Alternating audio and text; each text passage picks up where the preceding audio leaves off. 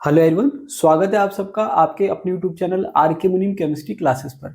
हम पढ़ रहे थे इलेक्ट्रोकेमिस्ट्री, उसी को कंटिन्यू करेंगे और आज हम पढ़ेंगे कंडक्टोमेट्री टाइटेशंस एंड सेल के बारे में और इलेक्ट्रोड्स के बारे में। तो चलिए शुरू करते हैं। देखिए, टाइटेशन की अगर हम बात करें तो आज हम पढ़ेंगे कंडक्टोमेट्री टाइटेशंस। अब टाइट्रेशंस क्या होती है ये आप सभी जानते हैं। अब आज जो हम पढ़ेंगे वो है कंडक्टोमेट्री टाइट्रेशन, मतलब टाइट्रेशन हम करेंगे लेकिन मेथड कौन सा होगा? कंडक्टोमेट्री। कंडक्टोमेट्री मेथड में क्या होता है कि हम कंडक्टेंस मेजर करते हैं, तो जो एंड पॉइंट होता है वो हम कंडक्टोमीटर से या कंडक्टेंस के जो ग्राफ आता है उससे हम मेजर करते हैं। तो चलिए शुरू करते हैं। कंडक्टोमेट्री टाइट्रेशन दो तरह की होती है, acid based titration and precipitation titration. पहले बात करते हैं एसिड बेस्ड टाइट्रेशन की। अब देखिए, जो नॉर्मल मेथड होता है टाइट्रेशन का वो होता है इंडिकेटर वाला। जैसे आपने देखा होगा कि हम HCl और NaOH की टाइट्रेशन करते हैं और साथ में क्या इंडिकेटर काम में लेते हैं? फिनोल्फथालीन। तो वो एक अलग मेथड है। यहाँ पर हम कर रहे हैं कंडक्टोमेट्री टाइट्रेशन।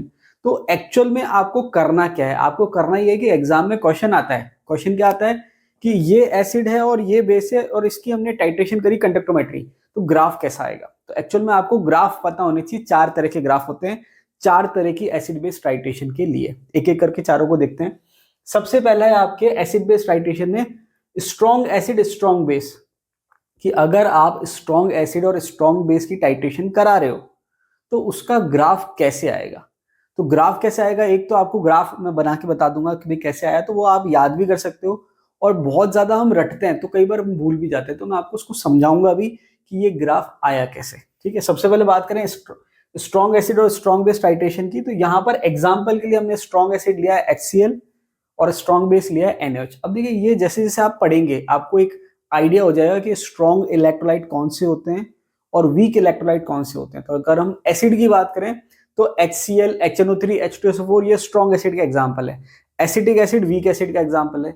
उसी तरह से बेस की बात करें तो NaOH स्ट्रॉन्ग बेस है, लेकिन आपके अमोनियम हाइड्रोक्साइड जो है वो वीक बेस है। स्ट्रॉन्ग इलेक्ट्रोलाइट क्या होते हैं और वीक इलेक्ट्रोलाइट क्या होते हैं मैं आपको बता चुका हूँ। स्ट्रॉन्ग इलेक्ट्रोलाइट वो होते हैं जो 100% आयनाइज हो जाते हैं, और वीक इलेक्ट्रोलाइट वो होते हैं जो नॉर्मल कंसंट्रेशन पर 100% आयनाइज नहीं होते। तो देखिए, सबसे पहले हम बात करते हैं स्ट्रॉन्ग एसिड और स्ट्रॉन्ग बेस की। स्ट्रॉन्ग एसिड स्ट्रॉन्ग बेस में हमने एग्जांपल लिया HCl का और NaOH का। तो जब हम एसिड बेस रिएक्शन कराते हैं, जिसको हम न्यूट्रलाइजेशन रिएक्शन भी कहते हैं, तो आपके बनता क्या है? सॉल्ट और वाटर। तो यहां पर भी क्या हो गया? NaCl बन गया और वाटर बन गया। क्लियर? अब इसी रिएक्शन को मैं आयंस के फॉर्म में लिख रहा हूं। किस फॉर्म में लिख रहा हूं? आयंस के फॉर्म में। कि जब आपने स्टार्टिंग में रिएक्शन कराई थी तो कौन कौन से आयंस प्रेजेंट थे और रिएक्शन कंप्लीट होने के बाद कौन कौन से आयंस प्रेजेंट है, तो आपको ज्यादा क्लियर समझ में आएगा। तो यहाँ पर HCl जो है उसको मैं लिख सकता हूँ H प्लस प्लस Cl-। अब ऐसा मैं क्यों लिख रहा हूँ? क्योंकि ये स्ट्रॉन्ग इलेक्ट्रोलाइट है। स्ट्रॉन्ग इलेक्ट्रोलाइट का मतलब 100% आयनाइज है, तो मैंने आयनाइज करने के बाद H प्लस और Cl- लिख दिया। ऐसे ही NaOH है, तो इसको मैंने लिख दिया Na प्लस और OH माइनस लिख दिया। उसके बाद बना NaCl। अब NaCl क्योंकि एक्वस सॉल्यूशन के अंदर प्रेजेंट है तो वो आपके आयंस के फॉर्म में होगा Na प्लस प्लस Cl-। और साथ में वाटर जो है वो क्योंकि वीक इलेक्ट्रोलाइट है तो वो H2 के फॉर्म में आ गया। ये आपकी रिएक्शन हो गई। अब इससे ग्राफ कैसे बनेगा? तो देखिए, ग्राफ के लिए सबसे पहले अगर हम बात करें, ये मैंने कह दिया वॉल्यूम ऑफ NaOH। NaOH की वॉल्यूम की बात कर रहे हैं हम, और ये है आपके कंडक्टेंस। ये क्या है? आपके कंडक्टेंस। तो इस y एक्सिस पे हमने कंडक्टेंस ले ली और x एक्सिस पे हमने वॉल्यूम ऑफ NaOH ले लिया। अब होता क्या है कि HCl तो आपने पहले ले रखा है। HCl क्या है? आपने पहले ही ले रखा है। तो HCl आपने पहले ले लिया, उसकी हम कंडक्टेंस मेजर कर रहे हैं और हम साथ के साथ उसमें क्या कर रहे हैं? NaOH ऐड करते जा रहे हैं। तो अब NaOH ऐड करने से कंडक्टेंस पे क्या इफेक्ट पड़ेगा वो हमें चेक करना है। ये हमको ग्राफ प्लॉट करना है कंडक्टेंस और NaOH के बीच में। अब इसको समझाने के लिए मैं आपको ऐसे समझा देता हूँ कि मान लीजिए कि जब रिएक्शन हमने स्टार्ट करी उससे पहले जब हमने केवल HCl लिया था, तो मान लीजिए HCl के 100 मॉलिक्यूल हैं। कितने मॉलिक्यूल हैं? 100। तो क्योंकि 100% आयनाइज है तो स्टार्टिंग में आपके जब रिएक्शन स्टार्ट हुई उससे पहले 100 H प्लस थे और 100 Cl माइनस थे। समझाने के लिए बता रहा हूँ, ठीक है। उसके बाद हम NaOH ऐड करना शुरू कर रहे हैं। क्या कर रहे हैं? NaOH ऐड करना शुरू कर रहे हैं। फॉर एग्जाम्पल हमने क्या करा, 10 NaOH ऐड करे। कितने NaOH ऐड करें? 10। तो जब 10 NaOH के मॉलिक्यूल ऐड करें, समझाने के लिए बता रहा हूं, तो 10 Na प्लस बना और 10 क्या बना? OH minus. 10 क्या बना? OH minus.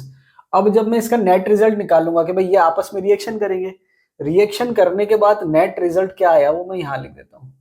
अब आप देखोगे कि जब रिएक्शन हो रही है तो जो H प्लस है वो किससे रिएक्शन कर रहा है, NaOH के OH माइनस से, और Na तो एज इट इज है तो वो रिएक्शन तो कर नहीं रहा, और Cl एज इट इज है वो रिएक्शन नहीं कर रहा। तो यहाँ पर होगा क्या, जब आपने 10 Na प्लस लिए वो तो एज इट इज रह जाएंगे, लेकिन जो 10 OH माइनस है ये 10 H प्लस से रिएक्शन करेंगे और वाटर बनाएंगे। तो अब H प्लस कितने बचे, 90 H प्लस। Cl ने रिएक्शन करी नहीं तो वो 100 Cl हो गए, और यहां पर Na ने रिएक्शन नहीं करी तो 10 Na हो गए, और साथ में बन गया वाटर प्लस 10 H2O। तो अब जब आप इसका रिजल्ट चेक कर रहे हो तो आप क्या चेक कर रहे हो कि जैसे जैसे आप NaOH ऐड कर रहे हो वैसे वैसे क्या हो रहा है कि जो H प्लस है वो OH माइनस से रिएक्शन करके वाटर बना रहा है, और उसकी जगह, क्योंकि Cl तो एज इट इज है भाई, देखिए Cl तो शुरू में जितना है वो एंड में भी वैसा रहेगा, उसमें कोई फर्क नहीं पड़ रहा। तो ये डिसाइडिंग फैक्टर नहीं है, क्योंकि एज इट इज है शुरू में भी और बाद में भी। डिसाइडिंग फैक्टर क्या है, डिसाइडिंग फैक्टर ये है कि H प्लस जो है वो कम होता जा रहा है, और उसको रिप्लेस कौन कर रहा है, Na प्लस, उसको रिप्लेस कौन कर रहा है, Na प्लस। ये आपके डिसाइडिंग फैक्टर है, ये शुरू की बात कर रहा हूं, एंड पॉइंट आने से पहले की बात। तो जैसे जैसे आप NaOH ऐड करते जाएंगे वैसे वैसे H प्लस हटता जाएगा और उसकी जगह आ जाएगा Na प्लस। अब आपको अगर याद हो तो मैंने आपको लास्ट वीडियो में बताया था कि जब हम कंडक्टेंस की बात करते हैं, हो सकता है उससे पहले वाले में बताया, सेकंड वीडियो में, कंडक्टेंस की जब हम बात करते हैं आयंस की, तो मैंने कहा था कि सारे आयंस की कंडक्टेंस याद रखना पॉसिबल नहीं है, और उसका ऑर्डर भी बहुत ज्यादा पूछा नहीं जाता है, तो मैंने अननेसेसरी बर्डन नहीं पड़े दिमाग पे, इसलिए मैंने नहीं बताया आपको। लेकिन मैंने आपको दो चीज बताई थी, क्या बताई थी कि H प्लस आयन का सबसे ज्यादा कंडक्टेंस होता है, और सेकंड नंबर पे होता है OH माइनस का, बाकी सारे आयन पीछे आते हैं। और आपकी इच्छा हो याद करने की तो आप किसी भी बुक में से या गूगल से चेक करके याद कर सकते हैं, कोई प्रॉब्लम नहीं है, मैं मना नहीं कर रहा याद करने की, आपकी इच्छा है तो आप याद करिए। अब आपको मैंने क्या बताया था, H प्लस की कंडक्टेंस सबसे ज्यादा है, तो अब आप इसको ऐसे समझिए कि शुरू में H प्लस था जिसकी कंडक्टेंस ज्यादा थी, उसको रिप्लेस कौन कर रहा है, कम कंडक्टेंस वाला, तो ओवरऑल कंडक्टेंस क्या होगी, कम होगी। तो स्टार्टिंग में जो ग्राफ आएगा वो ऐसा आएगा कि भाई धीरे धीरे कंडक्टेंस क्या हो रही है, कम हो रही है, जैसे जैसे आप NaOH ऐड कर रहे हो, ठीक है। अब उसके बाद एंड पॉइंट आ गया, मान लो क्या आ गया, एंड पॉइंट आ गया। तो एंड पॉइंट कब आएगा, जब आपने 100 NaOH ऐड कर दिए। तो जब 100 NaOH आपने ऐड कर दिए तो फाइनली क्या बचा, 100 Cl माइनस बच गए और 100 Na प्लस बच गए, और साथ में 100 बच गए वाटर। क्लियर, ये एंड पॉइंट पे सिचुएशन रहेगी। उसके बाद जैसे ही आप NaOH ऐड करोगे, क्योंकि जो रिएक्शन होनी थी वो हो गई, कंप्लीट हो गई, अब जैसे NaOH ऐड करोगे वो किसी से रिएक्शन नहीं कर रहा, मतलब अब सीधे के सीधे Na प्लस और OH माइनस बढ़ रहा है।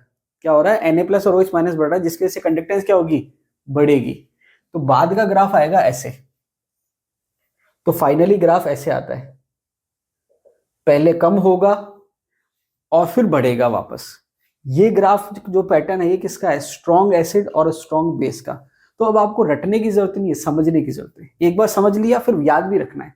ऐसा नहीं कि भाई एग्जाम में आ जाए तो आप ये पूरी कैलकुलेशन समझने लग जाओ, याद रखना है कि भाई आपके स्ट्रॉन्ग एसिड स्ट्रॉन्ग बेस में क्या होगा कि पहले कंडक्टेंस डिक्रीज होगी और फिर एंड पॉइंट के बाद इंक्रीज होगी। ये किसका ग्राफ है, स्ट्रॉन्ग एसिड और स्ट्रॉन्ग बेस का। समझा दिया मैंने आपको कैसे हो रहा है। शुरू में H प्लस को रिप्लेस कर रहा है OH NaOH माइनस, सॉरी शुरू में H प्लस को रिप्लेस कर रहा है Na प्लस। H प्लस की कंडक्टेंस ज्यादा है, Na प्लस की कंडक्टेंस कम है। तो ओवरऑल जैसे जैसे आप ऐड करोगे कंडक्टेंस कम होगी, जैसे एंड पॉइंट आया NaOH बढ़ेगा, मतलब सीधे सीधे Na प्लस और OH माइनस बढ़ रहे हैं, कंडक्टेंस बढ़ेगी। दूसरे पे आ जाते हैं, स्ट्रॉन्ग एसिड और वीक बेस। अब स्ट्रॉन्ग एसिड और वीक बेस में क्या है कि आपने एसिड स्ट्रॉन्ग लिया, बेस वीक ले लिया।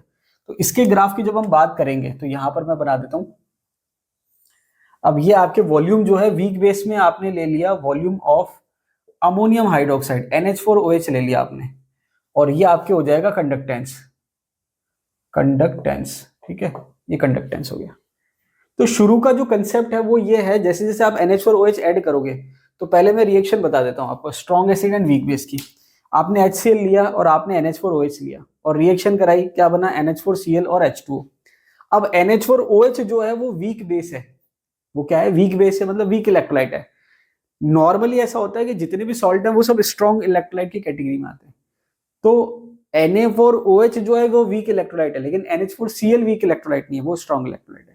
तो यहां पर क्या होगा कि जब आप इसको रिएक्शन के फॉर्म में लिखोगे तो HCl को लिखोगे H plus plus Cl minus, और NH4OH क्योंकि वीक इलेक्ट्रोलाइट है इसको हमने एज इट इज लिख दिया NH4OH, और फिर बना क्या, NH4Cl जिसको हम लिखेंगे NH4 plus plus Cl minus और साथ में बन गया H2O। अब जब आप इसको रिएक्शन को एज ए ग्राफ मेजर करोगे या चेक करोगे तो आप क्या देखोगे कि शुरू में सेम है।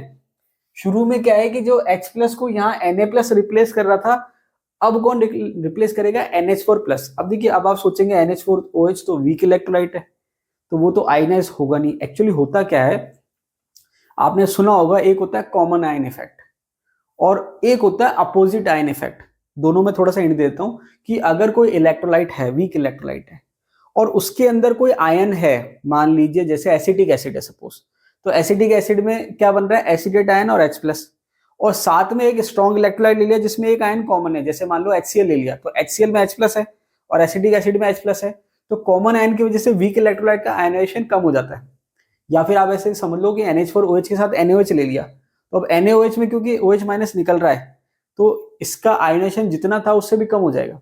और अपोजिट आयन में क्या होता है कि भाई मैं अपनी इच्छा से तो नहीं दे रहा, जैसे NH4 है, OH है, वो कह रहा है कि भाई मैं अपनी इच्छा से तो अकेला जब हूं मैं OH माइनस नहीं दे रहा, लेकिन अगर कोई स्ट्रॉन्ग एसिड है तो वो H प्लस देगा और H प्लस क्या करेगा? OH माइनस को खींच के निकाल लेगा। खींच के निकालेगा मतलब समझाने के लिए बोल रहा हूं कि भाई फोर्स करेगा कि भाई ये क्या करे, OH माइनस के फॉर्म में निकल जाए और ये वाटर बना लेगा।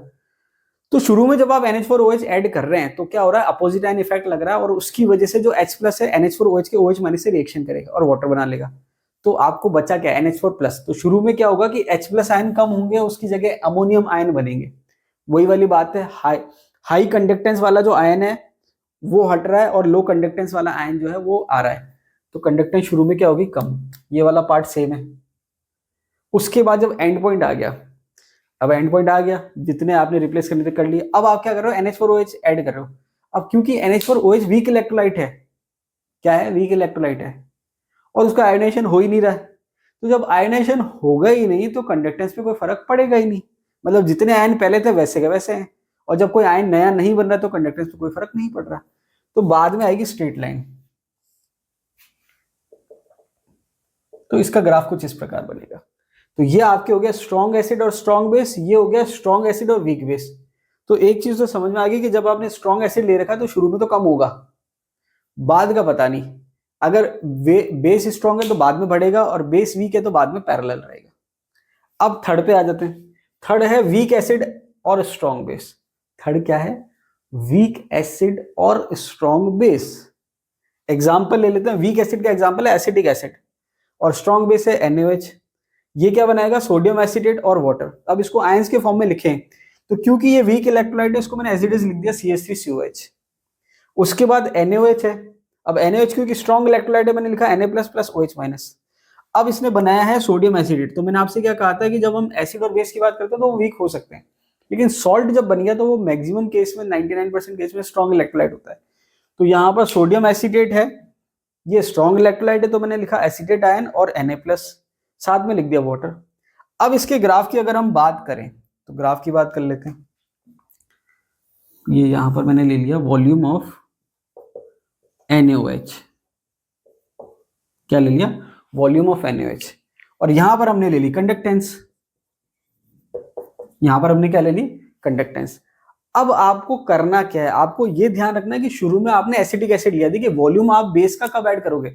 जब आप टाइट्रेशन करते हो तो आप नीचे कोनिकल फ्लास्क लेते हो, नॉर्मल टाइट्रेशन की बता रहा हूं, उसमें आप एसिड लेते हो जो कि आप पिपेट से सक करते हो, 10 ml 20 ml जो भी है, और उसमें आप इंडिकेटर ऐड करते हो। अब यहां पर भी जब आप कंडक्टोमेट्री टाइट्रेशन कर रहे हैं तो वहां पर आप जो कंडक्टोमेट्री सेल है, ठीक है, उसमें आप क्या कर रहे हो? पहले एसिड ले रहे हो। क्या ले रहे हो? एसिड ले रहे हो। तो जब एसिड ले रहे हो तो यहां पर आपने HCl लिया था दोनों केस में। अब इस केस में आप पहले ले रहे हो एसिटिक एसिड जो कि वीक इलेक्ट्रोलाइट है, जिसकी कंडक्टेंस क्या है? कम है। अब आप क्या कर रहे हो? वीक इलेक्ट्रोलाइट है तो आप ऐसे समझ लो कि कोई आयन प्रेजेंट नहीं है। वीक इलेक्ट्रोलाइट का मतलब मैंने क्या कहा? CH3COOH है, ये आयनाइज नहीं है एक तरीके से, ठीक है। 100 मॉलिक्यूल मैंने कह दिया कि कोई आयन प्रेजेंट नहीं है। अब जब आपने क्या करा? 10 मॉलिक्यूल NaOH के ऐड करे, तो मैंने कहा 10 Na plus plus 10 OH minus, ये जब आपने ऐड करा तो ये क्या करेगा? अब ये रिएक्शन OH माइनस किससे करेगा? H से करेगा, और H से रिएक्शन करने के बाद ये क्या करेगा? 10 मॉलिक्यूल ने रिएक्शन करी तो ये 90 एसिटिक एसिड रह गए जो कि एज इट इज है CH3COH। अब जो 10 ने रिएक्शन करी उसने क्या करा? 10 तो बना लिए वाटर, यहां लिख देता हूं 10 वाटर, 10 H2O जो कि न्यूट्रल है, जिनका कंडक्टेंस में कोई रोल नहीं है। अब आयन कौन से बचे? आयन बचे एसीटेट और Na+। आयन कौन से बचे? एसीटेट और Na+। तो एसीटेट और Na+ जब बचा तो मैंने लिख दिया 10 तो बच गया CH3COO- और 10 बच गया आपके Na+, ये बच गया। ठीक है, तो इसका मतलब क्या हो रहा है कि जब आप शुरू में NaOH ऐड कर रहे हो तो जहां पर शुरू में कंडक्टेंस कुछ नहीं थी, नेग्लिजिबल थी, क्योंकि कोई आयन था ही नहीं, एक तरह से नेग्लिजिबल था। तो आपने जब 10 NaOH ऐड करा, समझाने के लिए कह रहा हूं, मतलब धीरे धीरे जब आप ग्रेजुअली ऐड कर रहे हो तो हो क्या रहा है, आपके एसिटिक एसिड कम हो रहा है और वाटर बन रहा है, और साथ में क्या बन रहा है? एसीटेट आयन और Na+। अब क्योंकि कोई पहले आयन था ही नहीं, बाद में क्या बना? एसीटेट आयन और Na+, तो कंडक्टेंस क्या होगी? बढ़ेगी। तो शुरू में कंडक्टेंस बहुत कम थी और धीरे धीरे क्या हो रही है? बढ़ रही है। ये मैंने ग्राफ बना दिया यहाँ पर। अब आ गया एंड पॉइंट। क्या आ गया? And point. मतलब जितने एसिटिक एसिड थे सबने रिएक्शन कर ली, और जब सबने रिएक्शन कर ली तो मतलब 100 NaOH आपने काम में लिए, तो फाइनली क्या बन गया? 100 एसीटेट आयन और 100 Na+ आयन। बाकी आपके वाटर तो बन ही गया 100 मॉलिक्यूल। अब आप क्या करोगे? अब आप ऐड करोगे NaOH। अब आप क्या ऐड करोगे? NaOH। अब जैसे ही आपने NaOH ऐड किया तो उससे कंपैरिजन कैसे करेंगे? कंपैरिजन ऐसे करेंगे कि पहले जो आपके आयन आ रहे थे सॉल्यूशन में, वो आ रहे थे Na+, सॉरी, ये आपके आ रहे थे एसीटेट आयन और Na+, और एंड पॉइंट के बाद जब आप NaOH ऐड करोगे तो आपको जो आयन मिलेंगे वो मिलेंगे Na+ और OH-। अब इनका आपको कंपेयर करना है, तो कंपेयर जब आप करोगे तो ये भी Na+ है और ये भी Na+ है। मतलब पहले जो कंडक्टेंस बढ़ रही थी Na+ की वजह से बढ़ रही थी, बाद में भी Na+ की वजह से बढ़ रही थी। मतलब बढ़ने की जो दर है वो सेम ही रहेगी अगर केवल Na+ को कंपेयर करें, लेकिन साथ में कंपेरिजन और किसका होगा? एसीटेट आयन का और OH- का।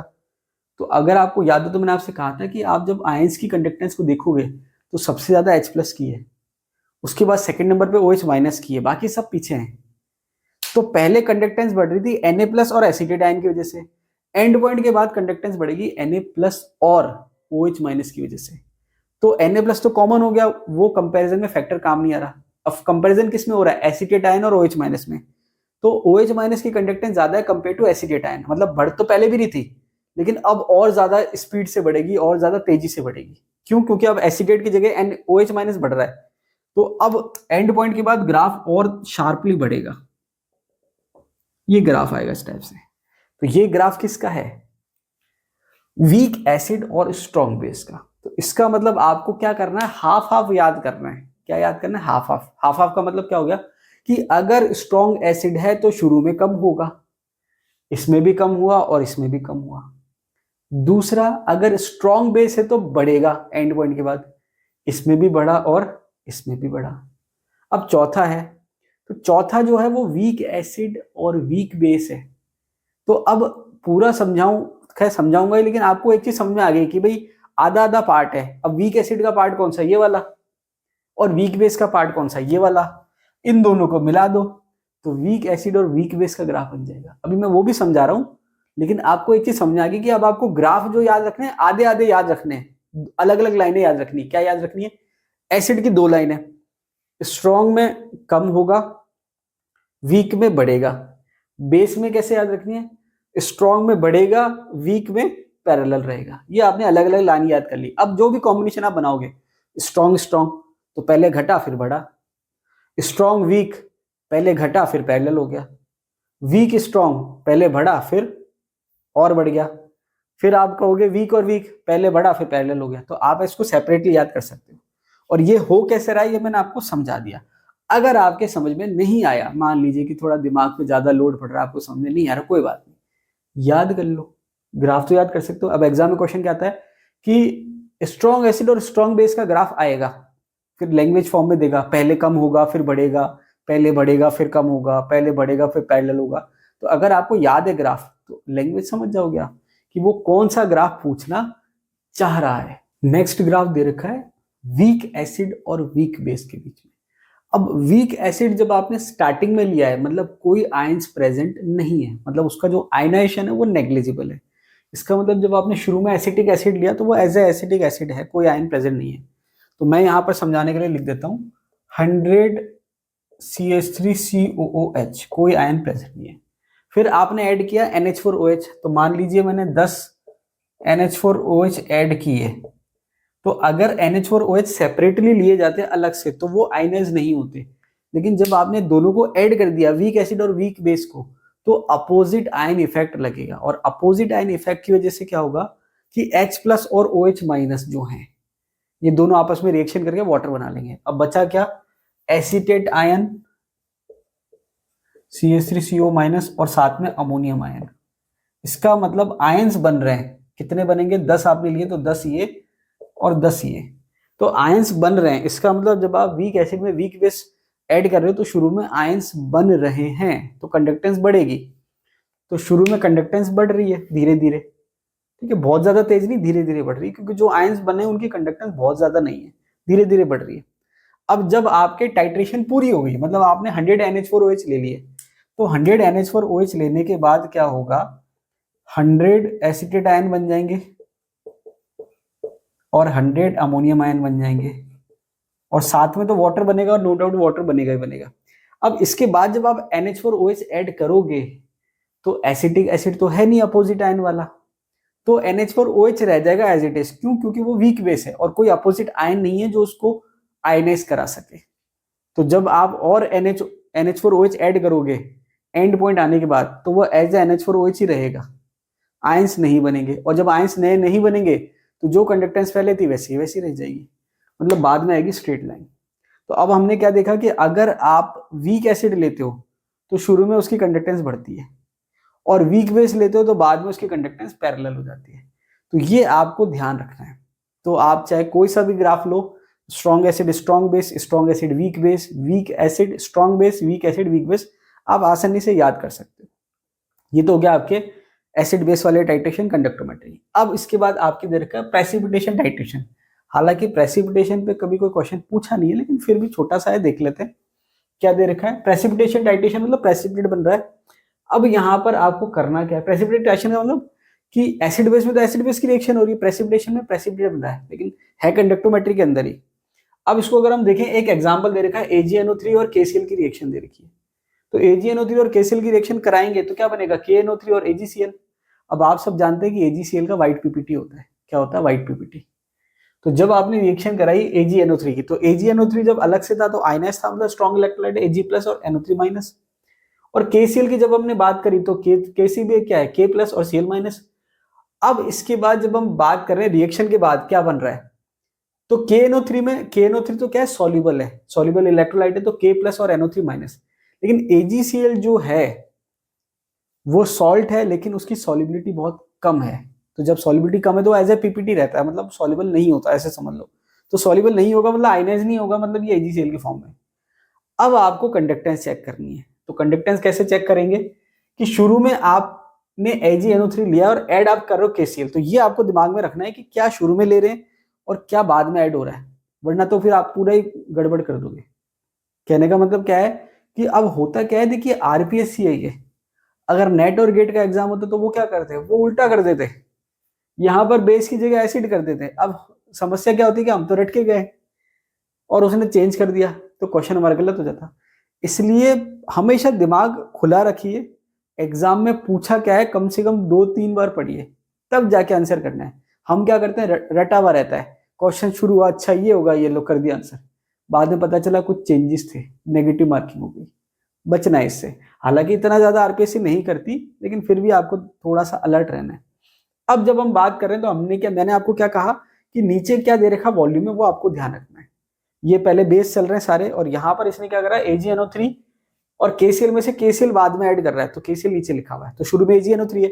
अब शुरू में AgNO3 तो समझाने के लिए यहाँ लिख देता हूँ, चलो 100 AgNO3 आपने लिए शुरू में, तो 100 Ag प्लस प्रेजेंट है आपके पास और 100 Cl माइनस प्रेजेंट है, ये स्टार्टिंग में। अब आप ऐड कर रहे हो KCl, तो मैंने शुरू में 10 KCl ऐड करे, तो 10 KCl ऐड करे मतलब 10 K प्लस ऐड करे और 10 AgNO3 है ना, ये आपके NO3 है, सॉरी NO3 माइनस, और KCl ऐड करा तो 10 K प्लस और 10 Cl माइनस, ये आपने ऐड करा। क्लियर। अब जब आपने 10, समझाने के लिए मैंने एक 10 का आंकड़ा ले लिया, वरना ग्रेजुअली धीरे धीरे ऐड हो रहा है, 1 2 3 4 5 ऐसे ऐड हो रहा है। तो जब आपने ये ऐड करा तो फाइनली होगा क्या? फाइनली होगा ये एजी और सीएल के साथ पीपीटी बनाएगा। तो ये पीपीटी बन गया, इसको मैं पहले लिख देता हूँ, एजीसीएल का पीपीटी बन गया। ठीक है, अब एजी कितने बचे? 90 एजी प्लस बच गए। अब NO3 जो है वो तो एज आयंस प्रेजेंट है ही, तो NO3 तो वैसे के वैसे हैं, तो मैंने लिख दिया 100 NO3 माइनस, और साथ में क्या बचा? 10K plus. साथ में क्या बचा? 10K plus. तो अब जब आपने ओवरऑल रिएक्शन को स्टडी किया, एनालाइज किया, तो आपने चेक किया कि शुरू में आपने AgNO3 लिया था 100 मान लो, तो 100 सिल्वर आयन थे और 100 नाइट्रेट आयन थे। फिर आपने KCl ऐड करा, तो KCl ऐड करने से कौन से आयन चेंज हुए, किसके आयन की संख्या चेंज हुई? तो आप चेक करोगे कि NO3 तो पहले जैसा था वैसा का वैसा है, मतलब इससे कोई फर्क पड़ने वाला नहीं है। अब हुआ क्या? हुआ ये तो क्योंकि अब इलेक्ट्रोलाइट है ही नहीं तो कंडक्टेंस पे इसका भी कोई रोल नहीं है। अब हुआ ये कि Ag तो हो गए कम और सिल्वर बढ़ने लग गए। Ag को कौन रिप्लेस कर रहा है?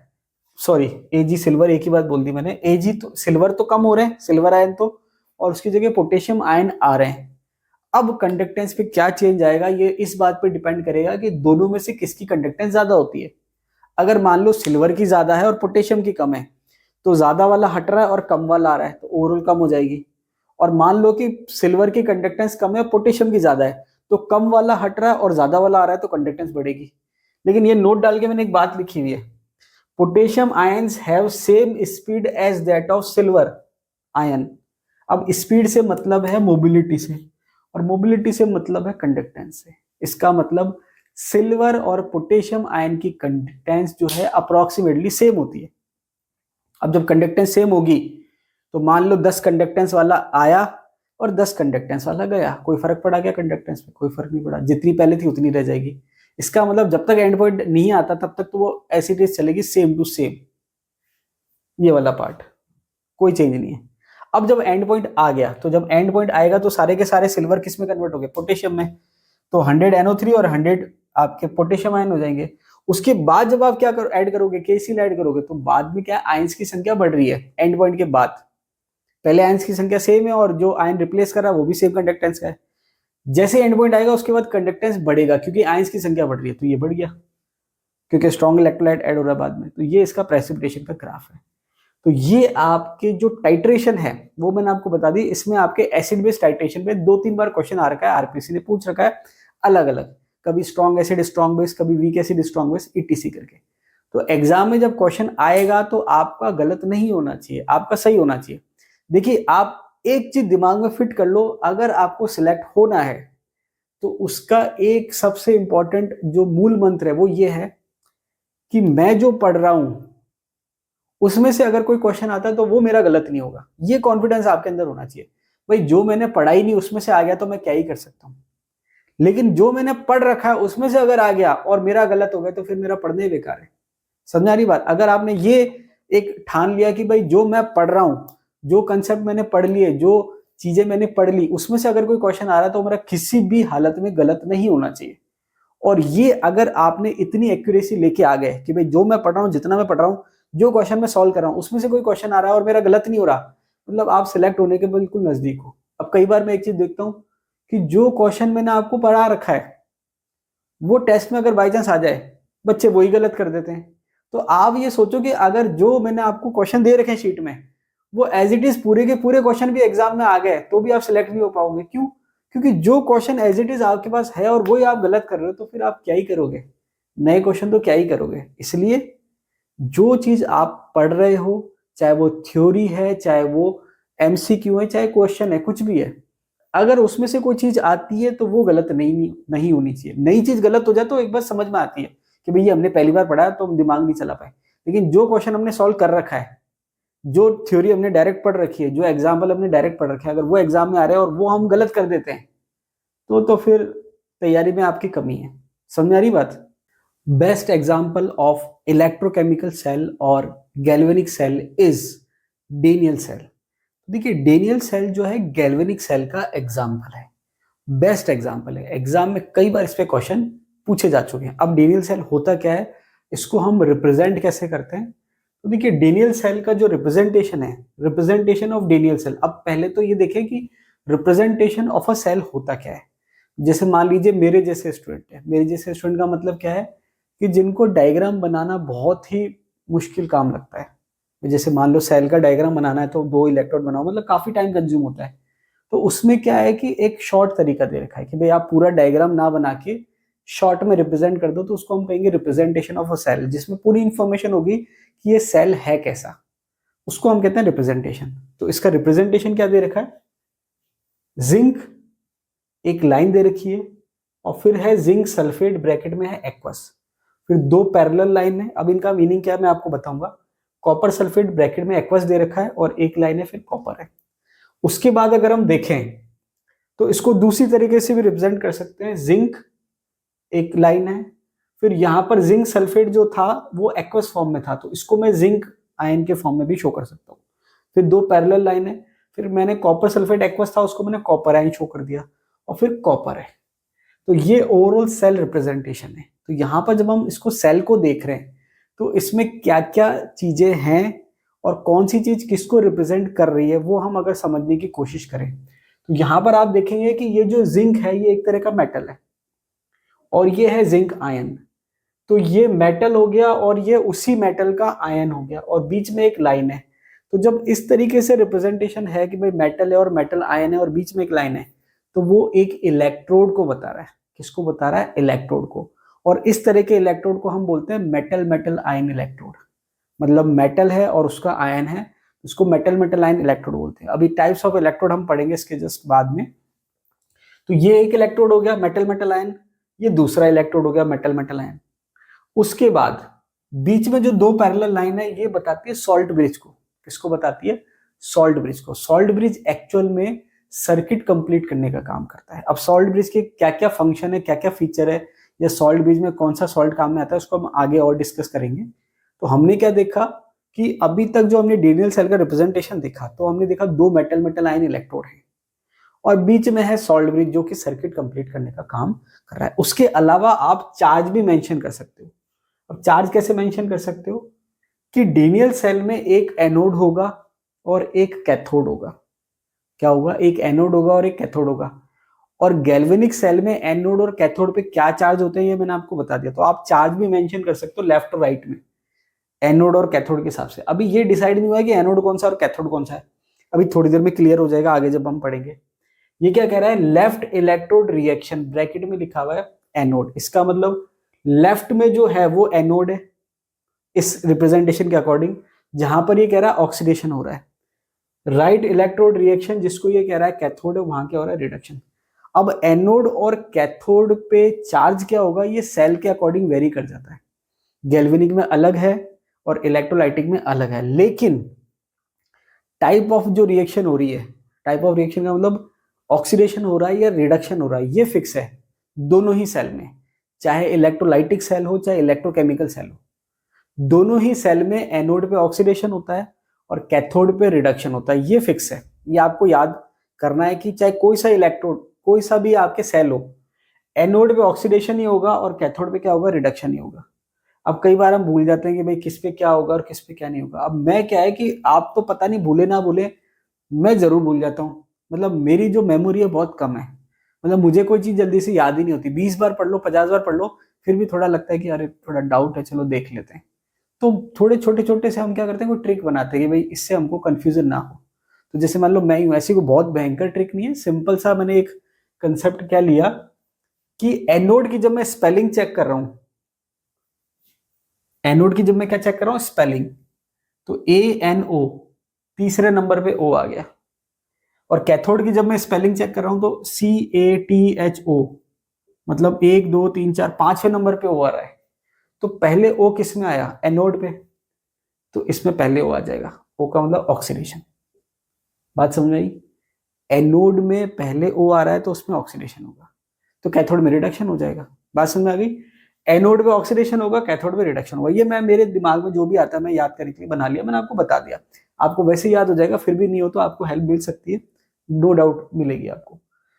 तो आपको एक चीज क्लियर होगी कि आपके जो रिप्रेजेंटेशन है सेल का, डेनियल सेल का, वो एक मैंने पढ़ा था शायद एलन की शीट थी, कहाँ की थी, एलोन करके, या कई बुक्स में भी दे रखा होता है ए से एनोड। अब ये जो ट्रिक है ये आपके इलेक्ट्रोलाइटिक के लिए नहीं है, ये आपके गैल्वेनिक सेल के लिए और स्पेशली डेनियल सेल के लिए समझ लो। Anode left hand side, oxidation negative charge, ये नेगेटिव चार्ज आ गया, ये पॉजिटिव चार्ज आ गया। ठीक है, तो ये ओवरऑल रिप्रेजेंटेशन आप ऐसे कह सकते हो। तो ये ट्रिक भी बता दी याद करने की क्या होता है। अब ये आपके नेट में भी पूछ रखा है डेनियल सेल का रिप्रेजेंटेशन, तो इतना इंपॉर्टेंट है। डायरेक्ट जो 2 नंबर के क्वेश्चन आते हैं उसमें पूछ रखा है कि भाई डेनियल सेल का रिप्रेजेंटेशन क्या होगा, तो आपको रटना नहीं है, इस फॉर्म में भी दे सकता है, इस फॉर्म में भी दे सकता है, साइन के मतलब भी मैंने आपको बता दिए। अभी आपके और इलेक्ट्रोड्स आएंगे, उसमें और डिटेल में देख लेंगे कि ये इलेक्ट्रोड का मतलब क्या है और ये सॉल्ट ब्रिज का मतलब क्या है। अब हम पढ़ लेते हैं रिएक्शन के बारे में। Left electrode reaction anode oxidation, right electrode reaction cathode reduction. अब एनोड की रिएक्शन अगर हम पढ़ें तो एनोड की रिएक्शन क्या है, ऑक्सीडेशन हो रहा है, और एनोड कहां पर है, ये रहा। तो ये आपके मेटल मेटल आयन जो इलेक्ट्रोड हम कह रहे हैं, जैसे मैंने आपको कहा कि भाई एक मेटल आयन, तो ये मेटल मेटल आयन इलेक्ट्रोड कहलाता है। और नीचे यहां पर मैंने मेंशन कर रखा है कि ये रिवर्सिबल सेल का एग्जांपल है। किसका एग्जांपल है, रिवर्सिबल सेल का। अब रिवर्सिबल का मतलब क्या है ये आप समझते हो, थर्मोडायनेमिक्स में मैंने आपको पढ़ाया था।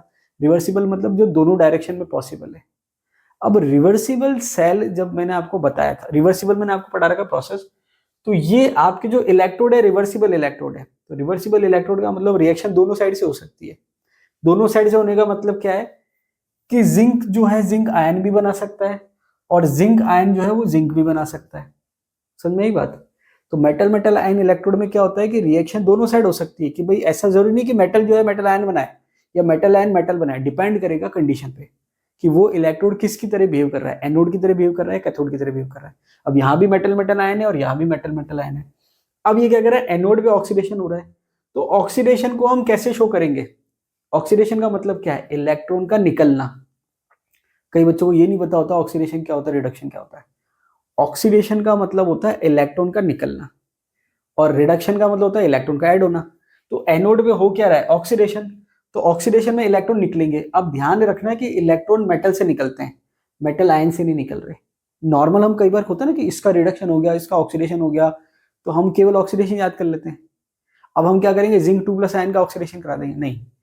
ऑक्सीडेशन मेटल का हो रहा है जिससे मेटल आयन बनता है, और रिडक्शन मेटल आयन का होता है जिससे मेटल बनता है। ये आपको ध्यान रखना है, क्लियर। तो एनोड पे ऑक्सीडेशन हो रहा है, ऑक्सीडेशन किसका होता है, मेटल का। तो जिंक का ऑक्सीडेशन हुआ, क्या बना, जिंक आयन। अब 2 आयन बने तो 2 इलेक्ट्रॉन निकले, हमने शो कर दिए। कैथोड पे क्या हो रहा है, रिडक्शन, इलेक्ट्रॉन ले रहा है, रिडक्शन हो रहा है, किसका होगा, कॉपर आयन का होगा। कॉपर मेटल का नहीं होगा क्योंकि नेगेटिव नहीं बना रहा वो। कॉपर आयन का रिडक्शन हो रहा है, 2 इलेक्ट्रॉन ले रहा है और कॉपर मेटल बना रहा है। तो एक चीज आप दिमाग में फिट कर लेना, ऑक्सीडेशन मेटल का होता है और रिडक्शन मेटल आयन का होता है। ये जनरल बता रहा हूँ क्योंकि ऑक्सीडेशन स्टेट भी वेरी कर जाती है कई बार, क्योंकि रिडॉक्स में तो आयन से आयन ही बन रहा है। लेकिन एक जनरल कंसेप्ट बता रहा हूँ कि ऑक्सीडेशन मेटल का होगा जिससे मेटल आयन बनेगा, पॉजिटिव आयन, और रिडक्शन मेटल आयन का होगा जिससे मेटल बनेगा। क्लियर, ये मैंने आपको बता दिया। अब ये हाफ सेल रिएक्शन थी। हाफ सेल रिएक्शन का मतलब कि हमने अलग अलग इलेक्ट्रोड पे क्या रिएक्शन हो रही है वो पढ़ी। तो एक इलेक्ट्रोड अपने आप में हाफ सेल है, मतलब पूरे सेल को आधा कर दिया हमने, क्योंकि एक सेल 2 इलेक्ट्रोड से मिलकर बना है। अभी नीचे मैंने शो कर रखा है, एक सेल 2 इलेक्ट्रोड से मिलकर बना है, तो पूरा सेल 2 इलेक्ट्रोड से मिलकर बना है, तो एक इलेक्ट्रोड हाफ। क्लियर। तो ये आपके जो दोनों इलेक्ट्रोड है हाफ सेल कहला रहे हैं, और इन पे जो रिएक्शन है वो हाफ सेल रिएक्शन कहला रही है। अब कंप्लीट सेल रिएक्शन की अगर हम बात करें, इसको कंप्लीट को ऐड कर लो। तो जब आप ऐड करोगे तो आप देखोगे कि लेफ्ट और राइट साइड में क्या होगा, ये कैंसिल आउट हो जाएगा, तो लेफ्ट वाला लेफ्ट में रह जाएगा, राइट वाला राइट में रह जाएगा। तो ओवरऑल हमने क्या देखा, जिंक मेटल के फॉर्म में है, कॉपर आयन के फॉर्म में। अब यहां पर इसने कॉपर आयन को एक्वस कर दिया, तो यहां आप चाहो तो यहां भी कर सकते हो। ठीक है, तो ये मैंने कह दिया जिंक मेटल जो है सॉलिड फॉर्म में है, कॉपर आयन से रिएक्शन कर रहा है एक्वस फॉर्म में, फिर ये बना रहा है जिंक आयन और कॉपर सॉलिड। तो एक्चुअल में हो क्या रहा है, एक्चुअल में हो ये रहा है कि एक मेटल इलेक्ट्रॉन दे रहा है और दूसरा मेटल इलेक्ट्रॉन ले रहा है। तो एक के तो क्या होगा, अब देखिए इससे होगा क्या, इससे होगा ये कि जो जिंक मेटल है वो कन्वर्ट होता जा रहा है जिंक आयन में, और जो कॉपर आयन है वो कन्वर्ट होता जा रहा है कॉपर मेटल में। तो इससे आप चेक ये करोगे कि जैसे जैसे रिएक्शन होती जा रही है, जैसे जैसे समय बीतता जा रहा है, कॉपर का जो इलेक्ट्रोड है, अब देखिए मेटल इलेक्ट्रोड इस टाइप से होगा, ठीक है, मान लीजिए इस टाइप से है, ये मेटल की रॉड है इलेक्ट्रोड की। अब ये जिंक जो है वो जिंक आयन बना रहा है, इसका मतलब ये अगर जिंक है, इससे जिंक आयन बन रहा है, मतलब मेटल जा रहा है आयन में, मतलब एक्वस सॉल्यूशन है, तो ये जो इलेक्ट्रोड है ये पतला होता जाएगा। और यहाँ पर कॉपर आयन क्या कर रहा है, कॉपर मेटल बना रहा है, तो अगर ये कॉपर इलेक्ट्रोड है तो वो समय के साथ क्या होता जाएगा, थिक होता जाएगा, मोटा होता जाएगा। समझ आ रही बात? तो ये मैं आपको क्यों समझा रहा हूँ, क्योंकि अच्छा एग्जाम में कुछ भी क्वेश्चन बन सकता है, ऐसा नहीं है कि जो आपने रट रखा है वही बने। अब आप तो ये पढ़ रखा है, ये प्लस है माइनस है, मैं मेरा जैसा क्वेश्चन बनाने वाला हो तो पूछ लेगा कि भाई गैल्वेनिक सेल में समय के साथ जिंक जो इलेक्ट्रोड है वो मोटा होता है, पतला होता है, या वैसा रहता है। अब आप बोलोगे ये तो हमने पढ़ा ही नहीं था। समझ रही बात? तो कंसेप्चुअल आपको चलना है, तो ताकि आपके कोई नया क्वेश्चन भी बनाया जाए तो आप आसानी से उसको सॉल्व कर सको। तो ये आपकी कंप्लीट सेल रिएक्शन हो गई। कंप्लीट सेल रिएक्शन में हमने देखा ये रिएक्शन हो रही है, जिंक कॉपर आयन और फिर जिंक आयन और ये कॉपर। अब आगे क्या दे रखा है, example of reversible galvanic cell, मतलब जो डीनियल सेल है वो गैल्वेनिक सेल का तो एग्जांपल है, रिवर्सिबल सेल का भी एग्जांपल है। रिवर्सिबल सेल का मतलब दोनों साइड रिएक्शन हो सकती है।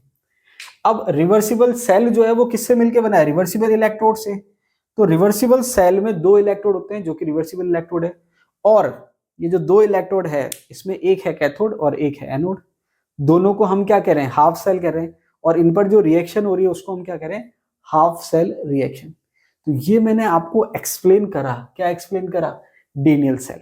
क्या एक्सप्लेन करा, डेनियल सेल। और थोड़ा बहुत मैंने आपको बताने की कोशिश करी कि ये जो रिप्रेजेंटेशन है ये आपके मेटल मेटल आयन इलेक्ट्रोड को बताता है, ये आपके सॉल्ट ब्रिज को बताता है। फिर आपको मैंने बताया कि कौन से इलेक्ट्रोड पे क्या चार्ज होता है, कौन से टाइप के सेल पे, ये मैं आपको बता चुका हूँ। फिर ये मैंने आपको बताया कि कोई सा भी टाइप का सेल हो, एनोड पे ऑक्सीडेशन ही होगा और कैथोड पे रिडक्शन ही होगा, और कंबाइंडली मैंने आपको रिएक्शन बता दी। फिर मैंने आपको ये भी बता दिया कि ऑक्सीडेशन क्या होता है, रिडक्शन क्या होता है। अगर ऑक्सीडेशन हो रहा है तो मेटल से मेटल आयन बनेगा, और रिडक्शन हो रहा है तो मेटल आयन से मेटल बनेगा। तो ये था आपके Daniell cell. Some common types of reversible electrodes. देखिए अभी थोड़ी देर पहले हमने डेनियल सेल को स्टडी किया, और डेनियल सेल को मैंने आपको क्या बताया कि वो रिवर्सिबल सेल का एग्जांपल है। किसका एग्जांपल है, रिवर्सिबल सेल का। अब रिवर्सिबल सेल का एग्जांपल है तो उसमें जो इलेक्ट्रोड काम में आ रहे हैं वो भी रिवर्सिबल है।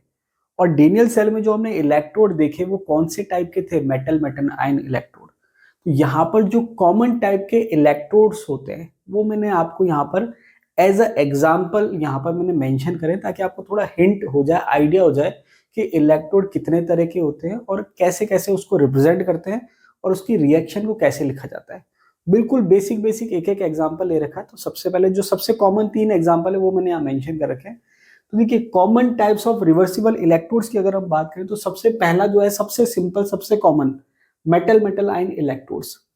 अब मेटल मेटल आयन इलेक्ट्रोड्स में होता क्या है, मेटल रॉड जो होती है वो डिप होती है किस में, सॉल्यूशन में। अब जिसको आप ऐसे समझ लीजिए कि ये मैंने सॉल्यूशन ले लिया, ठीक है, और इसमें मेटल रॉड डिप है।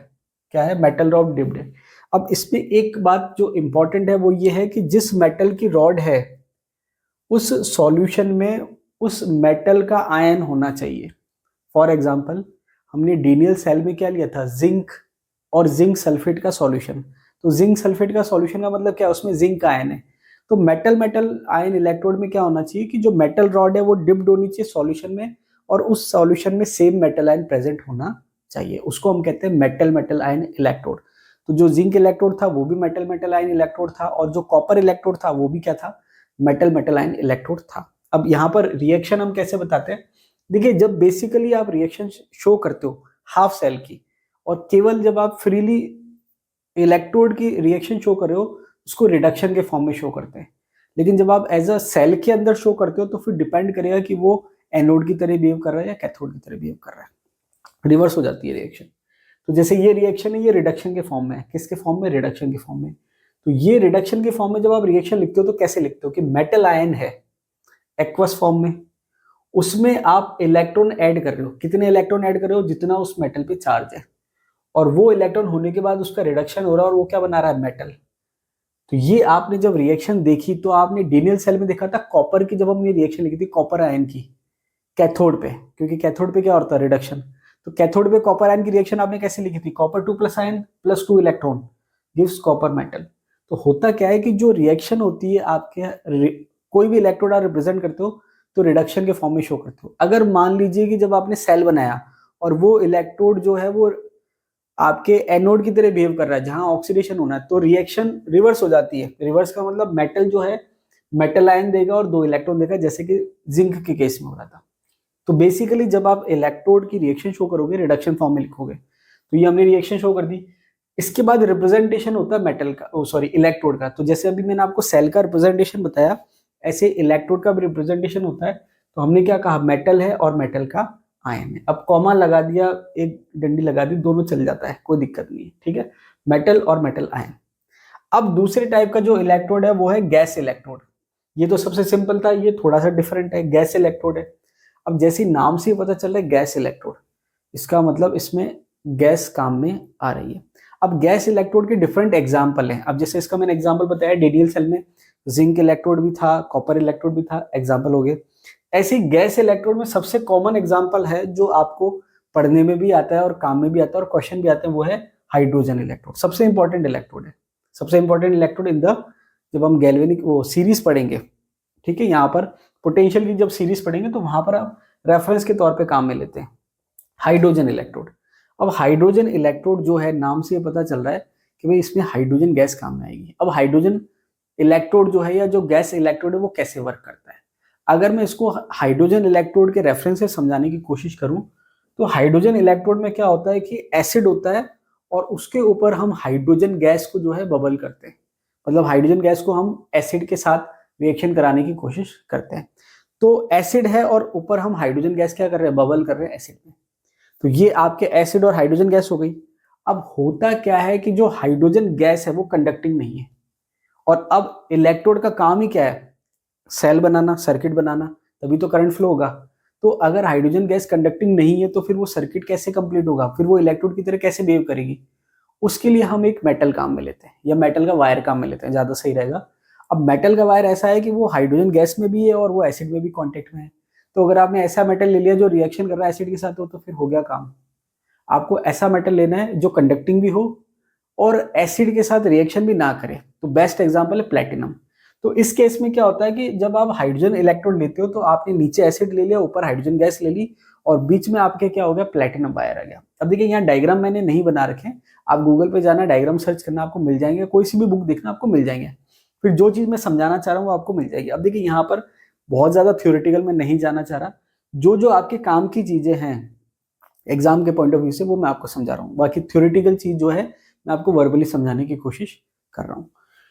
तो यहाँ पर आपके हाइड्रोजन इलेक्ट्रोड में हमने क्या कहा कि हाइड्रोजन गैस अब आप बबल कर रहे हो किसमें, एसिड में, और एक प्लेटिनम वायर जो कि उसको कंडक्शन प्रोवाइड करा रहा है, कॉन्टेक्ट प्रोवाइड करा रहा है।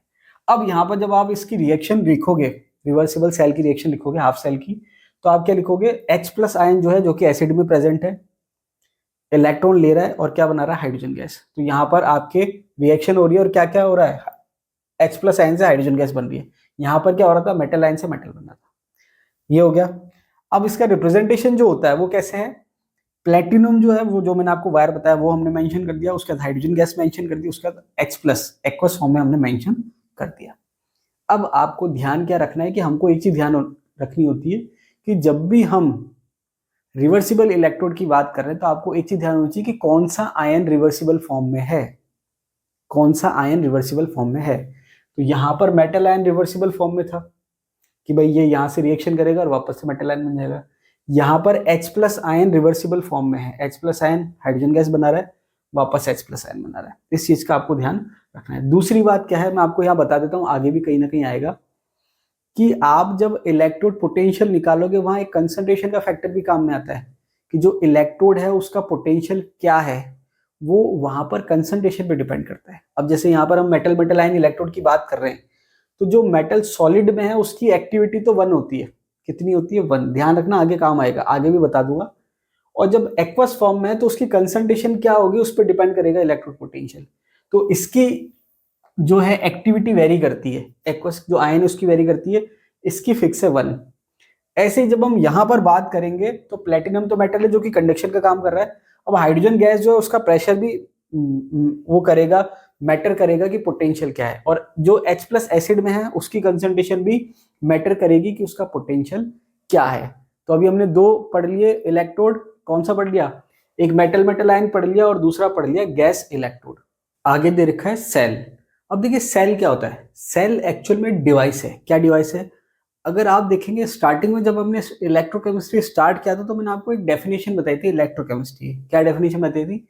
Electrochemistry is the branch of chemistry which deals with the interconversion between electrical energy and chemical energy. मतलब केमिकल एनर्जी और इलेक्ट्रिकल एनर्जी का इंटरकन्वर्जन होता है। मतलब केमिकल एनर्जी इलेक्ट्रिकल एनर्जी में कन्वर्ट हो सकती है और इलेक्ट्रिकल एनर्जी केमिकल एनर्जी में कन्वर्ट हो सकती है। ये हम पढ़ते हैं इलेक्ट्रोकेमिस्ट्री में।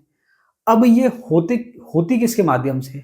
तो जो डिवाइस है जिसके माध्यम से ये एनर्जी का इंटर कन्वर्जन हो रहा है उसी को हम सेल कहते हैं। तो देखिए क्या दे रखा है, cells are the devices in which either electrical energy is converted into chemical energy और वाइस वर्सा। मतलब जो एनर्जी का इंटर कन्वर्जन हो रहा है, केमिकल एनर्जी या तो इलेक्ट्रिकल में कन्वर्ट हो रही है या इलेक्ट्रिकल एनर्जी केमिकल में कन्वर्ट हो रही है। तो ये जिस डिवाइस के माध्यम से होता है या जिस डिवाइस में होता है उसको हम कहते हैं सेल। उसको हम क्या कहते हैं? सेल। अब सेल जो है वो दो प्रकार के हैं। जैसे कि हमने कहा कि दो तरह के एनर्जी कन्वर्जन हो सकते हैं, या तो केमिकल से इलेक्ट्रिकल हो सकती है या इलेक्ट्रिकल से केमिकल हो सकती है। उसी बेस पर सेल दो प्रकार के हैं, टू टाइप्स ऑफ सेल। पहला दे रखा है इलेक्ट्रोलाइटिक सेल। इलेक्ट्रोलाइटिक सेल जो है, जो कि हमने फैराडे लॉ पढ़ा था, वो इलेक्ट्रोलाइटिक सेल के लिए पढ़ा था। इलेक्ट्रोलाइटिक सेल में क्या हो रहा है कि आप करंट सप्लाई कर रहे हो बाहर से। क्या कर रहे हो? करंट सप्लाई कर रहे हो बाहर से, मतलब आप इलेक्ट्रिकल एनर्जी दे रहे हो और उससे केमिकल रिएक्शन हो रही है या केमिकल चेंजेस हो रहे हैं। तो यहां पर क्या दे रखा है, chemical reaction takes place due to electrical energy. तो इलेक्ट्रिकल एनर्जी आपने दी जिससे केमिकल रिएक्शन हुई या केमिकल चेंजेस हुए। ठीक है। दूसरा दे रखा है इलेक्ट्रोकेमिकल सेल, जिसको गैल्वेनिक सेल भी कहते हैं। इलेक्ट्रोकेमिकल सेल में क्या हो रहा है, electrical energy is produced due to chemical reaction. तो यहां पर हमने दो तरह के सेल पढ़े हैं, इलेक्ट्रोलाइटिक सेल जिसमें आप इलेक्ट्रिकल एनर्जी दे रहे हो और जिससे केमिकल रिएक्शन हो रही है। दूसरा इलेक्ट्रोकेमिकल सेल जिसमें केमिकल रिएक्शन हो रही है उससे इलेक्ट्रिसिटी प्रोड्यूस हो रही है। ये दो तरह के सेल हो गए। ठीक है। इलेक्ट्रोकेमिकल सेल को गैल्वेनिक सेल भी कहते हैं। अब नोट डाल के क्या दे रखा है, चार्ज ओवर इलेक्ट्रोड्स। अब इलेक्ट्रोड पे चार्ज क्या है? तो देखिए होता क्या है कि हम कई बार याद करके रखते हैं कि भाई कैथोड जो है उस पर नेगेटिव होगा और एनोड पे जो उस पर पॉजिटिव होगा। ऐसा हमेशा नहीं होता। क्यों? क्योंकि नॉर्मली जब हम बात करते हैं तो हम एक तरह के सेल की बात कर रहे हैं, लेकिन एग्जाम में अगर क्वेश्चन आ रहा है तो वो मेंशन करेगा कि सेल कौन सा है, उसके बाद इलेक्ट्रोड पे चार्ज पूछेगा। तो वहां पर फिर चार्ज अलग अलग सेल पे अलग अलग होगा। तो ये आपको याद रखना है कि कौन से सेल की बात हो रही है। तो यहां पर मैंने मेंशन कर दिया सबसे पहले इलेक्ट्रोलाइटिक सेल, जिसकी हम नॉर्मली बात कर लेते हैं। तो नॉर्मली जो चार्ज की हम बात करते हैं वो इलेक्ट्रोलाइटिक सेल की बात करते हैं। क्या दे रखा है, इलेक्ट्रोलाइटिक सेल के लिए एनोड जो होता है पॉजिटिव होता है और कैथोड जो होता है वो नेगेटिव होता है। समझ आ रही बात? तो हम क्या कहते हैं कि जब हम इलेक्ट्रिसिटी प्रोवाइड करा रहे हैं तो आयंस मूव करते हैं। जैसे हमने अभी लास्ट वीडियो में भी देखा था कि जब आप अलग अलग थ्योरी में देखा था, आर्मीनियस थ्योरी और उसके बाद वाली थ्योरी में, कि जब आप इलेक्ट्रोड पे पोटेंशियल अप्लाइड कर रहे हो तो वो जो कैटायन है कैथोड पे जा रहा है और एनायन एनोड पे जा रहा है, तो वो इलेक्ट्रोलाइटिक सेल की बात हो रही है। तो वहां पर आप बाहर से इलेक्ट्रिसिटी प्रोवाइड करा रहे हो तो एनोड पे क्या है, पॉजिटिव चार्ज, और कैथोड पे क्या है, नेगेटिव चार्ज। इसलिए इस पे क्या जाता है, एनायन, और इस पे क्या जाता है, कैटायन। सेकंड है आपके गैल्वेनिक और इलेक्ट्रोकेमिकल सेल। अब यहां पर क्या है कि रिएक्शन पहले हो रही है उसके बाद इलेक्ट्रिसिटी प्रोड्यूस हो रही है, तो इस पे चार्ज जस्ट अपोजिट होते हैं ऊपर वाले से। इसमें एनोड नेगेटिव है और कैथोड पॉजिटिव है। तो अब अगर एग्जाम में क्वेश्चन आता है कि गैल्वेनिक सेल में एनोड पे क्या चार्ज होता है, तो फिर आपको क्या करना है, चेक करना है कि कौन से सेल का पूछा है। तो अगर गैल्वेनिक सेल का पूछा तो एनोड पे नेगेटिव चार्ज है, और इलेक्ट्रोलाइटिक सेल का पूछा तो एनोड पे पॉजिटिव चार्ज है। तो ये आपको ध्यान रखना है कि अलग अलग टाइप के जो सेल हैं उस पे जो इलेक्ट्रोड पे जो चार्ज है वो अलग अलग होता है। थर्ड दे रखा है metal insoluble metal salt electrodes. अब देखने में तो मेटल तो आ रहा है, ऊपर भी मेटल था, ऊपर क्या था, मेटल मेटल आयन, नीचे मेटल भी है और आयन भी है, लेकिन एक पेच है बीच में। पेच का मतलब क्या है कि मेटल है, इनसॉल्युबल मेटल सॉल्ट, मेटल का सॉल्ट है वो भी इनसॉल्युबल है। इस टाइप का इलेक्ट्रोड है। तो वापस से रिपीट कर रहा हूं, metal metal insoluble salt electrode. इसका मतलब क्या हुआ कि एक तो मेटल होगा और उस मेटल का इनसॉल्युबल सॉल्ट होगा। इनसॉल्युबल सॉल्ट को मतलब हम स्पेरिंगली सॉल्युबल सॉल्ट भी कहते हैं। इसको एग्जांपल से समझते हैं। एग्जांपल दे रखा है कैलोमेल इलेक्ट्रोड। कई बार सीधा सीधा कैलोमेल का फॉर्मूला पूछ लेते हैं। तो कैलोमेल का फॉर्मूला क्या है? Hg2Cl2। कैलोमेल का फॉर्मूला क्या है? Hg2Cl2। इसी से मिलता जुलता एक कोरोसिव सब्लिमेट भी होता है। क्या होता है? Corrosive sublimate. अब अगर आप वीडियो देख रहे हैं और आपने यहां तक देख ही लिया है तो कमेंट बॉक्स में कमेंट करिए कि कोरोसिव सब्लिमेट का फॉर्मूला क्या होता है। क्लियर? एग्जाम में पूछते हैं कैलोमेल का फॉर्मूला क्या है, तो कैलोमेल इलेक्ट्रोड जो है वो किसका एग्जाम्पल है? मेटल इनसॉल्युबल मेटल सॉल्ट का एग्जाम्पल है।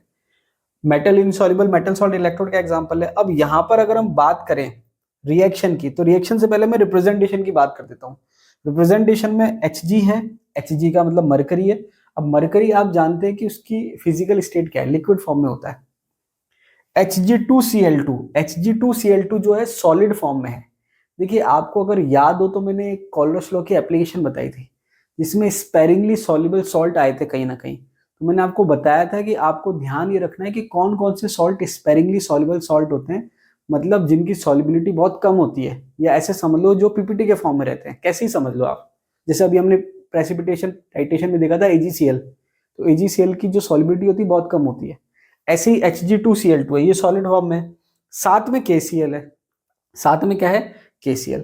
तो अब यहां पर आपके इलेक्ट्रोड कुछ इस प्रकार से है कि एक साइड मेटल है जो कि आपके प्योर फॉर्म में हो गया, और यहां पर कैलोमेल इलेक्ट्रोड में मरकरी लिक्विड फॉर्म में, उसके कांटेक्ट में है Hg2Cl2 जो कि सॉलिड है, जो कि क्या है? सॉलिड है। और उसके कांटेक्ट में है KCl सॉल्यूशन, तो KCl सॉल्यूशन है। अब यहां पर क्या है कि जैसे मैंने आपको ऊपर बताया था कि कम से कम एक आयन रिवर्सिबल फॉर्म में होना चाहिए। किस फॉर्म में होना चाहिए? रिवर्सिबल फॉर्म में। रिवर्सिबल फॉर्म का मतलब क्या है कि आयन है, फिर वो न्यूट्रल स्पीसीज में चला गया या जहां भी चला गया, फिर वापस से आयन में कन्वर्ट हो गया। तो यहां पर आप देखेंगे कि ये जो Cl है, क्योंकि ये एक्वस है तो ये आयन के फॉर्म में प्रेजेंट है। किस फॉर्म में प्रेजेंट है? आयन के फॉर्म में। ये मेटल है, ये आयन के फॉर्म में प्रेजेंट नहीं है। और ये क्योंकि सॉलिड है, एक्वस फॉर्म में नहीं है, मतलब आयन नहीं बना रहा, तो ये आपके आयन नहीं बना रहा, आयन ये बना रहा है। अब इसको रिएक्शन को भी समझने की कोशिश करते हैं। क्या दे रखी रिएक्शन? Hg2Cl2 ये सॉलिड है। Hg2Cl2 क्या है? सॉलिड है। +2 इलेक्ट्रॉन, इसने 2 इलेक्ट्रॉन लिए। अब इससे बना क्या? इससे बन गया मरकरी, जो कि 2 लिख दिया बैलेंस करने के लिए। 2Hg लिक्विड है तो L लिख दिया। साथ में बना Cl-N, साथ में क्या बना? Cl-N। अब यहां पर क्या है कि ये KCl हमने इसीलिए ले रखा है कि जो आयन का जो आदान प्रदान है वो हो सके स्मूथली। अब इसको आप कंपेयर करोगे मेटल मेटल आयन इलेक्ट्रोड से, तो क्या डिफरेंस निकलेगा? डिफरेंस ये निकलेगा कि मेटल मेटल आयन इलेक्ट्रोड में होता क्या है कि एक मेटल पॉजिटिव ऑक्सीडेशन स्टेट में होता है और एक साइड मेटल होता है न्यूट्रल फॉर्म में। तो जैसे अगर मैं इसको देखूं तो यहाँ पर ये पॉजिटिव है, तो मेटल आयन ने इलेक्ट्रॉन लिए और ये न्यूट्रल बना लिया। अब यहाँ पर इस केस में क्या हो रहा है? इस केस में जो आपने मेटल का सॉल्ट ले रखा है, अब देखिए यहाँ पर भी जो कोई सॉल्ट था, जैसे फॉर एग्जांपल जिंक की बात करें तो जिंक सल्फेट था। अब वो जिंक सल्फेट सॉल्युबल था, तो वो जिंक सल्फेट में सल्फेट अलग हो गया, जिंक अलग हो गया, आयन के फॉर्म में आ गया। ये आपके सॉल्युबल नहीं है, इसलिए ये आयन नहीं बना रहा मेटल का। इसका मतलब मेटल का आयन प्रेजेंट नहीं है। मेटल मेटल आयन में रिवर्सिबल कौन सा आयन था? मेटल वाला। इसमें मेटल आयन रिवर्सिबल नहीं है, क्यों? क्योंकि मेटल आयन बना ही नहीं रहा। अब अगर मैं इसमें इस जो Hg2Cl2 है, यहां साइड में लिख देता हूं, Hg2Cl2 जो है जिसको मैं कैलोमेल कह रहा हूं, इस केस में अगर मैं मरकरी की ऑक्सीडेशन स्टेट निकालूंगा तो +1 आएगी। क्या आएगी? +1। ये कंपाउंड के फॉर्म में, सॉल्ट के फॉर्म में। तो ये +1 है और संख्या 2 है, तो इसने 2 इलेक्ट्रॉन लिए। किसने लिए? 2 इलेक्ट्रॉन लिए। तो यहां पर मरकरी जो था ऑक्सीडेशन स्टेट इसकी +1 थी, इसको मैंने 2 इलेक्ट्रॉन दिए। कितने इलेक्ट्रॉन दिए? 2 इलेक्ट्रॉन। अब ये 2 इलेक्ट्रॉन किसने लिए? मरकरी ने लिए। और मरकरी क्योंकि यहाँ +1 था, इसने इलेक्ट्रॉन ले लिए, तो ये क्या बना लिया? 2Hg बना लिया। और Cl जो था किस फॉर्म में था? -1 फॉर्म में था, ये एज इट इज रह गया। तो आप देखेंगे 2 Cl- ये रहे। तो अब हुआ क्या कि ये आपके Hg2Cl2 के फॉर्म में आयंस नहीं बना रहा, इसने 2 इलेक्ट्रॉन लिए जो कि मरकरी के पास गए, उसने मेटल बना लिया। और ये Cl ऐसे के ऐसे। अब आप इसको ऐसे समझो कि ये जो Cl है, 2 Cl- यहाँ है, इसको मैं माइनस कर दूं और मान लो कि ये भी आयन बना लेता, तो 2 Cl यहाँ से माइनस हो जाते, तो ये क्या हो जाता? मरकरी आयन इलेक्ट्रॉन ले रहा है और मरकरी मेटल बना रहा है, इसके जैसा हो जाता। लेकिन फर्क ये हो गया कि यहाँ पर मेटल का आयन नहीं बन रहा, क्योंकि जो आपने मेटल का सॉल्ट लिया है वो स्पेरिंगली सॉल्युबल है। तो डिफरेंस ये हो गया इस केस में कि जो मेटल आयन है वो रिवर्सिबल नहीं है इसमें, जो आपके काउंटर आयन है, जो एनायन है, वो रिवर्सिबल है। तो यहाँ पर आपने क्या कहा कि Hg2Cl2 सॉलिड है, ये 2 इलेक्ट्रॉन ले रहा है, फिर ये जो मेटल के पास इलेक्ट्रॉन गए इसने मेटल बना लिया, और फिर इसने जो इलेक्ट्रॉन मेटल के पास गए तो ये आपके Cl- आयन के फॉर्म में रह गया। तो ये ओवरऑल आपके रिएक्शन है मेटल कांटेक्ट में Hg2Cl2 के और Hg2Cl2 कांटेक्ट में KCl के। तो Hg2Cl2 बीच में है, मेटल के साथ भी कांटेक्ट में है और Cl- के साथ भी कांटेक्ट में। ये आपके एग्जांपल है किसका? कैलुमेल इलेक्ट्रोड का। अब ये मैंने आपको इसलिए बता दिए कि जब हम आगे और चीजें पढ़ेंगे इलेक्ट्रोड्स के बारे में या सेल के बारे में या सेल के पोटेंशियल के बारे में, जिस चीज के बारे में पढ़ेंगे, तो आपको सेल इलेक्ट्रोड कैसे रिप्रेजेंट करते हैं वो आपको आना चाहिए, और इलेक्ट्रोड की रिएक्शन कैसे लिखते हैं वो आपको आना चाहिए। जैसे अभी डीनियल सेल में मैंने आपको हाफ सेल रिएक्शन लिख के बताई थी, तो वो आपके यहां से आ रही है। बस ये है कि यहां पर मैंने जितनी भी रिएक्शन लिखी है सब रिडक्शन फॉर्म में लिखी है। तो अगर रिडक्शन होगा तो ऐसे कैसे लिखी जाएगी, और अगर बाय चांस सेल में वो एज अ ऑक्सीडेशन बिहेव हो रहा है, मतलब एज अ ऑक्सीडेशन हो रहा है, वहां पर रिएक्शन क्या हो रही है? ऑक्सीडेशन। तो रिएक्शन जस्ट रिवर्स हो जाएगी। क्या हो जाएगी? रिवर्स हो जाएगी।